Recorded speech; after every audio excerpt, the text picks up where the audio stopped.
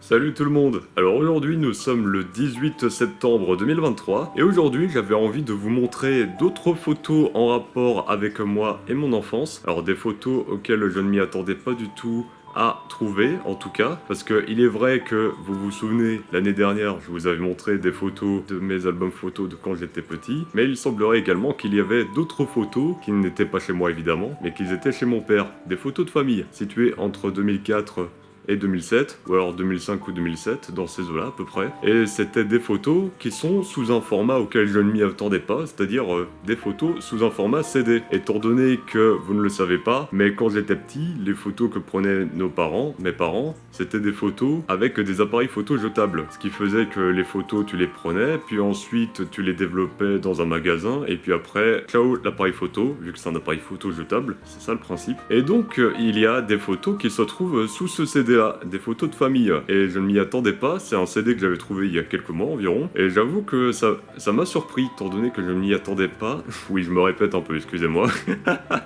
Ce qui fera donc que la vidéo sera plutôt sous un format diaporama. Pas comme la vidéo que j'avais fait l'année dernière, où les photos que je vous avais montrées l'année dernière, c'était plutôt des photos que j'avais filmées avec mon caméscope, comme je suis en train de le faire actuellement. Mais là, pour ces photos-là, ça sera directement des photos que je vous montrerai à l'écran, tel un diaporama. Ça sera un format qui sera un petit peu plus différent par rapport à l'année dernière, mais le principe sera le même, c'est-à-dire vous montrer des photos en rapport avec moi et ma famille, tout simplement.